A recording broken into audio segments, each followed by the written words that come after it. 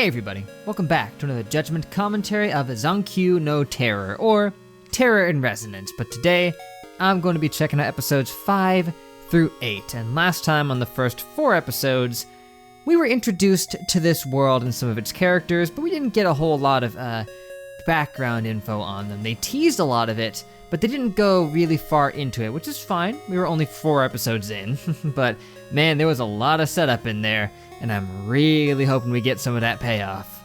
Most importantly, we were introduced to 2 young men who go by the names of 9 and 12. Interesting. And we don't know much about these guys other than that they went through some bad biz early on in their lives, and they've been very vague about it. But what we do know is that they're very, very intelligent, capable of pulling off some very complicated schemes. And they've used this intelligence mostly to partake in some rather, shall we say, radical attacks on public property, under the guise of their organization that they call Sphinx. Yes, Sphinx, not Sphinx, like you might think. Sphinx. They specifically said it is pronounced Sphinx. And so far, they've proven to be way smarter than most of the people at the Tokyo Police Department, except one dude, one detective who has managed to keep up with them and actually be a worthy adversary. Honestly, seems like a pretty cool dude. I'm rooting for him. And another important character we were introduced to is Lisa, a young girl who is also going through some bad stuff, mostly at home and I guess a little bit at school. She seemed to be getting bullied by some girls before 12 decided to jump in and, get her out of that mess. Like everyone else, we don't know a lot of what's going on in her home life. We do know like a tiny bit, like that her mom gets really worried about her whenever she doesn't text her back, and she just doesn't want to talk to her mom for some reason. I mean, if I were her mom, I'd be worried. I'd be pretty worried if my daughter wasn't texting me back, but I have no idea why she's not doing it, so I'm just gonna have to sit here and assume that she has a good reason. Her mom seems to have some bad hang-ups about her father leaving her at some point. Maybe he's dead, or maybe he's just straight up walked out on them.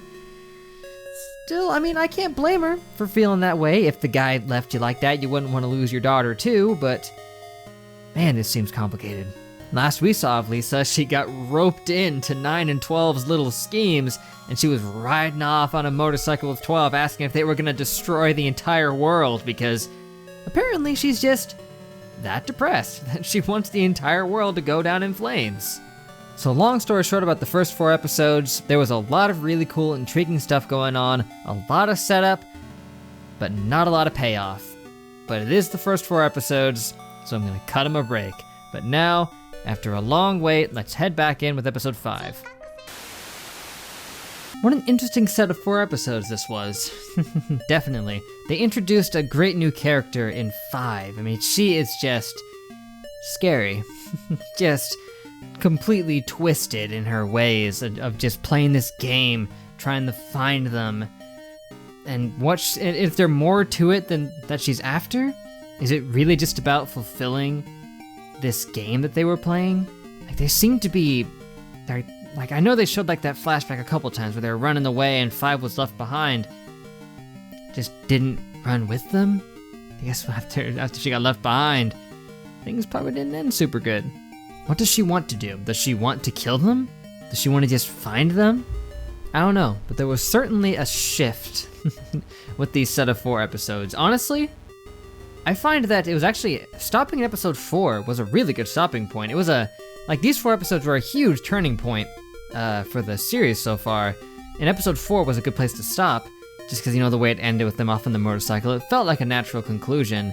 And then right with episode 5, we're introduced to, 5, fittingly enough, and she breathed a new life into this, and she has been very effective as an antagonist.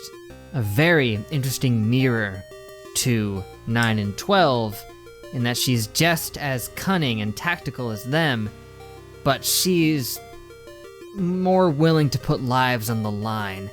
And she knows that they are not willing to do that. She was betting on it. She specifically was preventing them from stopping the bomb. She knew they would try, so she stopped them so that they would run out to try to stop it by hand, and then she could theoretically catch them. She knows them very well. She knew their every play that they were gonna do during that little test run. She will seemingly stop at nothing if it means finally winning this little game. But enough about 5. I want to talk about Lisa for a second, because here's the thing about Lisa. I'm having a bit of a difficult time fully connecting to her as a character, just because I know there's stuff that happened with her that I don't know about. I don't know if they're even going to go into it in these last 3 frickin' episodes, but just that I feel like I don't know enough. You know, they've alluded to, they've hinted at stuff in her past, but I don't have a clear enough picture.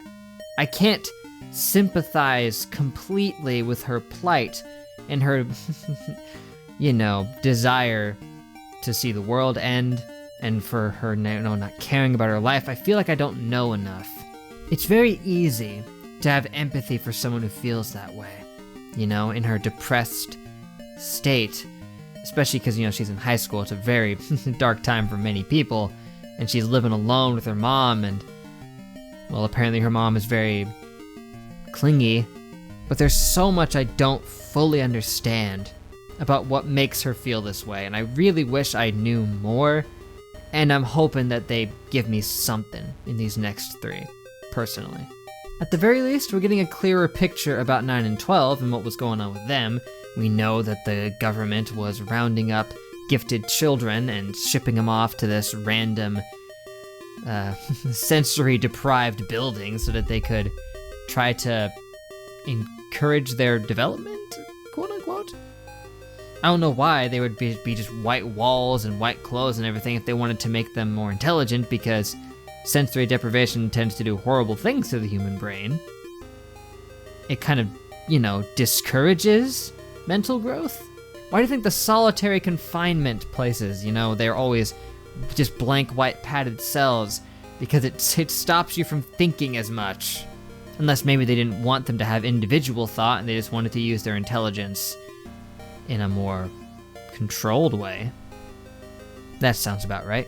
And like I said before, I definitely like the change of direction, where 9 and 12 are very clearly protagonists in the more good guy sense. With even the detective seeing this, that now they're being called, you know, what they are, but at a different point they might have been called something else.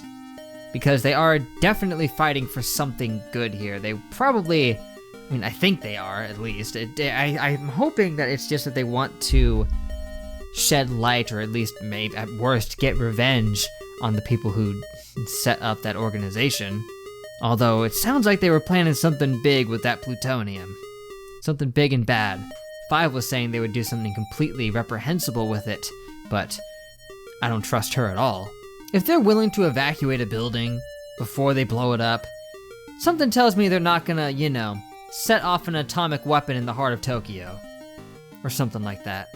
Heck, he put himself in harm's way to save one person on a frickin' train that was about to get blown up. They're not doing that. Did that girl survive, by the way? I hope she did. I mean, he was closer to the explosion than she was, and he was fine. So, guess that's all I gotta say on the matter. But for now, gonna be it, guys. Thank you for watching. Make sure to leave a like and a comment if you enjoyed. Subscribe to be updated on more. That would be great. Thank you once again to the individual who was commissioning for these videos. That would be Nesamani. Yes, I learned how to say it this time. Last time I said frickin' Nesamone. That ain't how you say it. As Nesamani actually pointed out to me, the name is Lithuanian and is written in their native language, and it means nonsense. So, that's really cool. But as a filthy American pleb, I knew nothing about how to pronounce Lithuanian words, so I deeply apologize. Heck, I'm not even sure if I'm saying it correct. The only way I got this pronunciation was because I looked up how to pronounce Nesamani in Lithuanian, and that's what showed up. Nesamani. So there.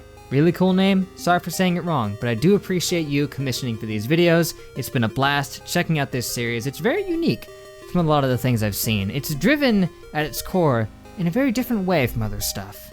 Honestly, it's just been fun to kick back and enjoy it, and I hope you guys have been enjoying the show as well. But for now, like I said, that's it. Hope to catch you next time for the final 3, but till then, I will see you guys. Oh. later.